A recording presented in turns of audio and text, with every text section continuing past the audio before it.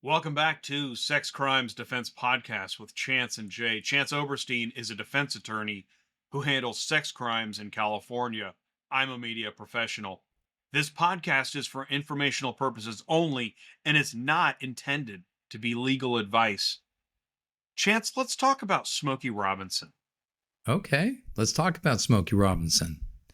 You saw what do you hear in the news? Yeah, what do you hear in the news? Well, it looks like it started in May 2025 with sexual assault allegations that pretty much rocked social media in those days.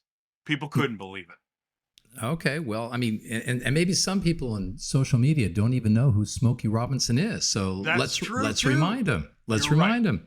Smokey Robinson is a legendary American R&B soul singer, songwriter, and record producer. He was the founder and frontman of the Miracles, one of Motown's earliest and most influential vocal groups. His poetic lyrics and voice helped define the Motown sound of the 1960s and was actually the soundtrack of my youth. So he's near and dear to me as a singer and a performer and a musical genius.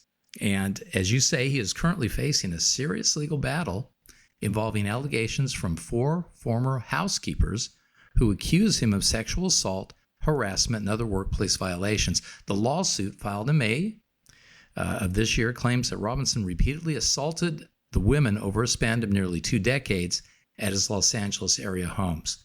What do you know about this? What do you get from social media? You know, in general, people on social media were shocked by this, which makes sense because it is shocking to hear this about Smokey Robinson. He never makes the news in a negative fashion. And I think we've gotten used to so many stories now, right? That would be fair. We just did Jared Leto. Shannon Sharp was recently in the news. When you say musician, suddenly I think Michael Jackson, but these are adults. Right. These are adults. But, you know, what's the thread that's in common with everybody that we're talking about? They're celebrities. They are celebrities versus what we've talked about before, which are, you know, real people, teachers, this, that, and others. But these are celebrities. And it makes it a little bit different here. And we were talking prior to coming on today about the complaint. You had found the complaint online. Is that right? That is right. And I don't want to say pleased, but it pleases me when I can find court documents. I'm not trying to interpret them in a legal manner, but I see that legal documents help you understand the details of allegations and can give you a sense of what you believe and what you don't. Well, it depends on what those legal documents are. And if you look at it closely, just think about this for a minute. These allegations came up in May of 2025. That's just last month. We're just in June. So they are what they are, which is allegations, and I believe they're coming from a civil document. And I'm just going to look at a few of these and just go over them. According to the complaint, the women accused Robinson of repeated rape and sexual battery over a span of nearly 2 decades, beginning as early as 2007. False imprisonment. Robinson allegedly used physical barriers and threats to prevent the women from leaving. Unwanted sexual acts, including forced oral sex and digital penetration, often without consent or protection. That bothers me a little bit when it says often without, because it tells me that sometimes there was consent and protection. Workplace violations, such as the denial of rest breaks, underpayment, forced resignations due to harassment, gender violence, and emotional abuse, which claims that Robinson's wife, Frances, created a hostile work environment by berating the women with racially charged language and knowingly allowing the abuse to continue. And I just want to point this out. One woman alleges she was raped at least 20 times during her 12-year employment.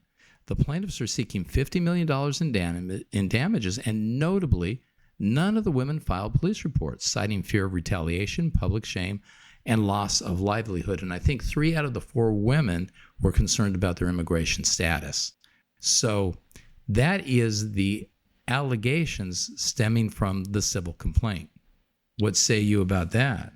So, yeah, I'm glad you looked at that, because I think that some of the, when we hear like false imprisonment, I think that kind of irks us and makes us believe like, yeah, there's some form of it's almost like kidnapping. You couldn't get out of there. So that, that I think that kind of like weighs upon us as like, oh, that sounds like something maybe that happened and it's bad.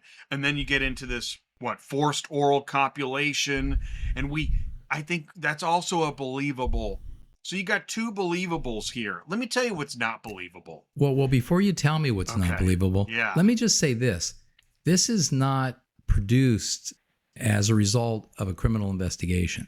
These are allegations averred by civil attorneys who are representing the women. Okay? So when we talk about the people, I think the first thing to notice is that when you hit the media with these things, it sounds like these were well investigated and established facts. They are not. They are allegations stemming from a civil complaint. Okay, go. So you just dropped a bombshell there, because people on social media don't know that. Right. They assume that those are firmly established, well investigated facts. They are not. They're just allegations stemming from a criminal complaint. And if that was, gosh, I don't know what it would take, but that's a wet blanket on a social media fire. Exactly it is. Exactly it is. Because, if you're going to tune in and listen to us, you're going to get a little dose of reality. Okay. And a lot of stuff on social media deals in virtual reality, which is really non-reality, I guess. It's a lot of conclusory stuff, but let's examine the underneath, the undertones of this. I mean, think about this, but let me say this too, and this is really interesting. Sometimes these civil lawsuits are managed in a way that causes other bad things to happen. One of which is when it gets exposure, public exposure, like what we're speaking about now, because now, as of May of 2025, Smokey Robinson is under criminal investigation by the Los Angeles County Sheriff's Department following these allegations of sexual assault. And that's still in the early stages, and no charges have been filed yet. So we really don't know where that's going. But he's now 85 years old, and he strongly denies the allegations, and he's filed a $500 million countersuit accusing the women of extortion, defamation, and elder abuse. His legal team argues that the plaintiffs are intentionally delaying the case to damage his reputation and disrupt his ongoing international tour, which celebrates the 50th anniversary of the album A Quiet Storm. This is where it's at right now.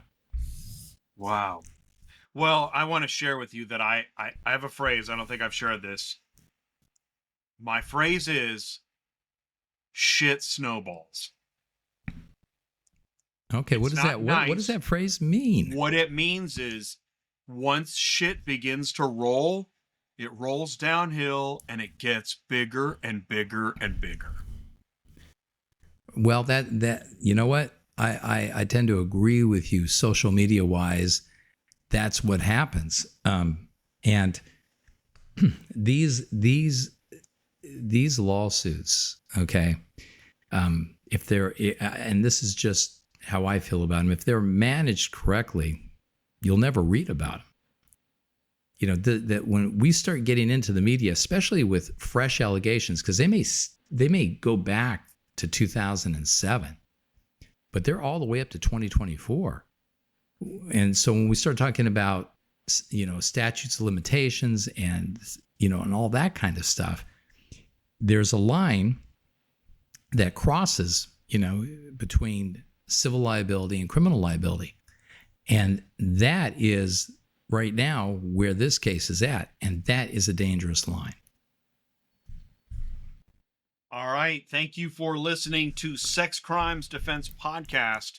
We're going to come back in another episode and continue this conversation about Smokey Robinson. Please do join us. Talk to you soon.